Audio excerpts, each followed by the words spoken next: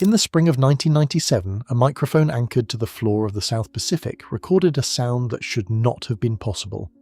It rose out of the dark near the southern tip of South America, climbed in pitch over about a minute, and then it was gone. It was picked up by sensors more than 3,000 miles apart. Whatever produced it was louder than a blue whale, the loudest animal that has ever lived. And a blue whale does not sound like that. The engineers at the National Oceanic and Atmospheric Administration who logged it had no category for it, so they gave it a name that admitted as much. They called it the Bloop, and for the next 15 years nobody could tell you what was down there. The hydrophones that caught it were not built for whales. They were built for submarines.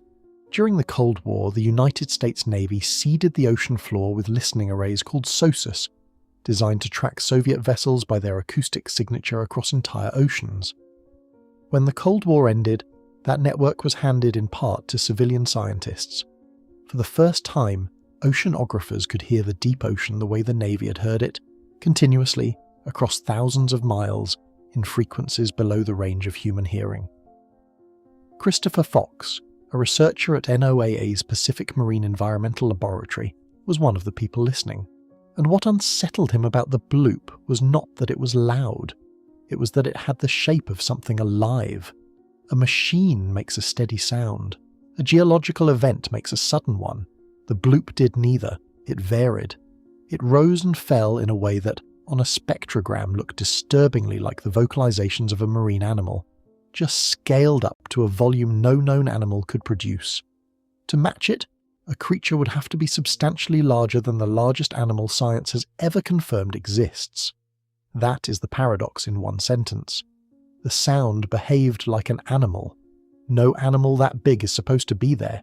To understand why that matters, you have to understand how little of the ocean anyone has actually seen. We speak about the sea as if it were mapped, catalogued, finished. It is not. NOAA's own estimate is that more than 80% of the ocean has never been mapped, observed, or explored in any detail. We have better surface maps of Mars and the far side of the Moon than we have of the floor of our own planet. The deepest point on Earth, the Challenger, deep in the Mariana Trench, sits nearly 36,000 feet down, deeper than Everest is tall. Human beings have descended to it exactly a handful of times.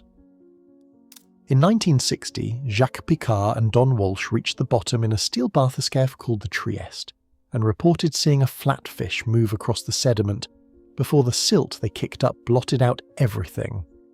More people have walked on the Moon than have stood at the bottom of that trench, and the deep does not follow the rules we expect. On land, cold and darkness produce small, sparse life. In the deep ocean, something closer to the opposite happens. Biologists call it deep-sea gigantism, the tendency of creatures in cold, high-pressure water to grow far larger than their shallow water relatives. Isopods that are the size of a thumbnail at the surface become the size of a house cat in the abyss. And the crown example of it was, for most of human history, considered a sailor's lie. The giant squid.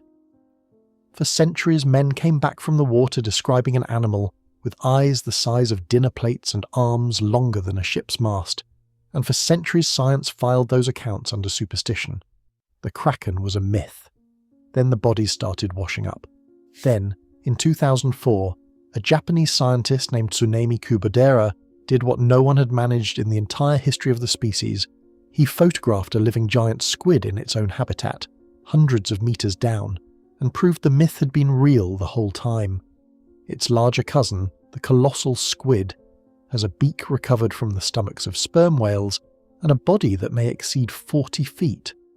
We know these animals exist almost entirely because of the scars. Sperm whales that dive into the deep come back to the surface with circular sucker marks gouged into their skin, marks left by something they fought in the dark at a depth no human has ever witnessed. We have never seen the battle. We have only ever seen what it does to the whale. And the accounts do not stop with squid.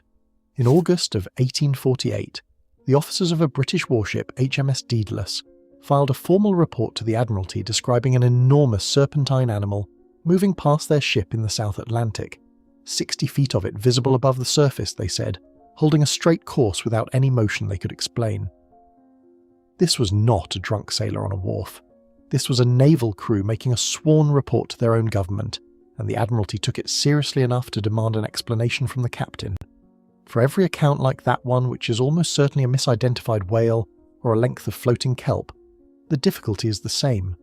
The ocean is the one place on Earth where the witnesses have always outnumbered the evidence, because the evidence sinks. A body in the deep does not fossilize on a dry hillside where a geologist can find it. It falls into a trench and is gone.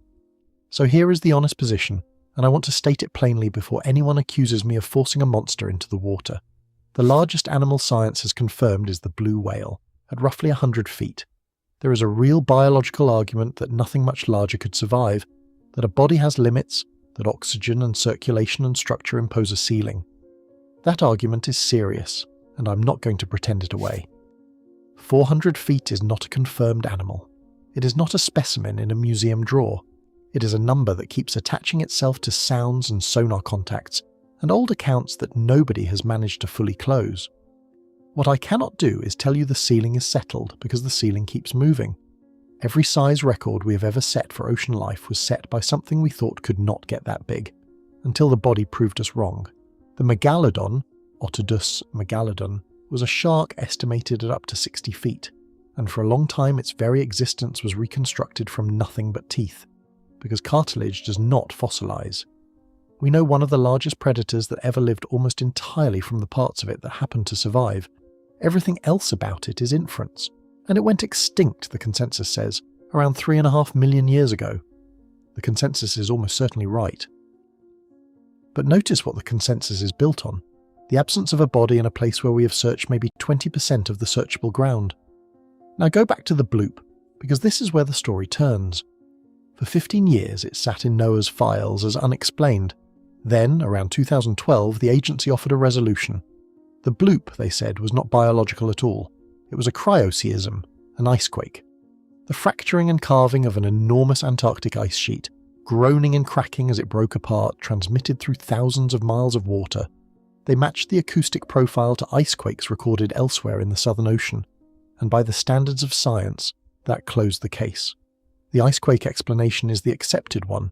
I am not here to overturn it. I am here to notice the shape of it. The stated reason the case is closed is that the profile matches ice.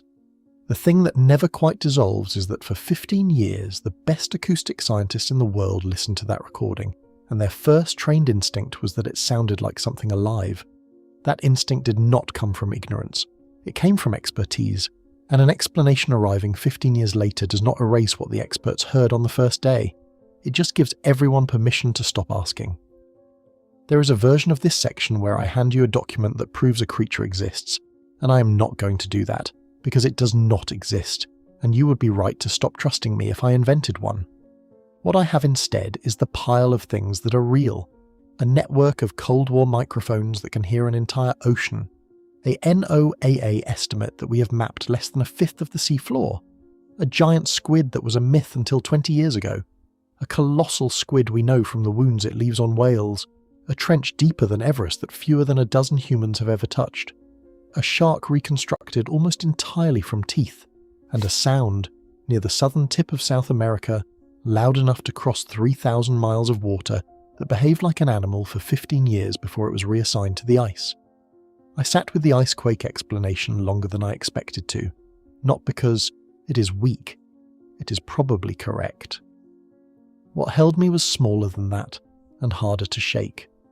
It was the realization that probably correct is the strongest thing anyone can honestly say about almost anything below a few thousand feet. We are not describing the deep ocean. We are describing the narrow band of it that our instruments happen to reach, and calling the rest settled. Every confident sentence about what cannot be down there is a sentence written from the 18% we have seen, extended over the 82% we have not, and once you see that, you cannot unsee it. The pattern is not a monster, the pattern is the ceiling, the invisible line we keep drawing around what is possible and keep being forced to move. The kraken could not be real until the photograph. The megalodon left only teeth, so we built the whole animal from the parts that lasted. The Bloop sounded alive until we needed it not to be. In every case, the water produced something that broke the rule, and in every case we responded not by widening the rule, but by explaining the exception and moving on. The deep does not hide its answers, it just keeps them past the depth our courage and our cable will reach. Think about what that means the next time you stand at the edge of the ocean. The water in front of you connects without interruption to a trench where the pressure would crush a submarine like a can in a darkness that has never seen a photon of sunlight across a floor that no eye, human or machine, has ever surveyed across most of its surface. The largest animals we know of live down there, and we learned about them by accident, from corpses and scars and sounds. Whatever else is down there, if anything is, would be found the same way. Not sought, stumbled upon. The way we find everything in the deep, too late, from the marks it leaves. So I will not tell you there is a 400-foot creature at the bottom of the ocean. Nobody who is honest can tell you that. But I also cannot tell you there isn't. And the reason I cannot is the entire point. We have not looked. Not really. Not at most of it. We have listened at the edges with microphones built to hunt submarines, and once, in 1997, one of them caught something that made the people trained to identify ocean sounds reach, first, for the word alive. They found another word for it eventually, a safer one. The recording is still in the archive. The trench is still there, still dark, still unmapped across most of its length. The whales still surface with circular scars from a fight nobody has ever witnessed. And the sound that crossed 3,000 miles of black water is still, if you play it slowed down, the most animal-like noise the deep ocean has ever handed us. The question was never whether the bloop was a monster. The question is why. When the loudest sound in the sea behaved like something living, our first instinct was to search for a reason it couldn't be. In an ocean we have barely opened. On a planet we have not finished looking at. We named it before we understood it. And then we stopped trying to understand it. The water never explained itself. We just decided we had heard enough.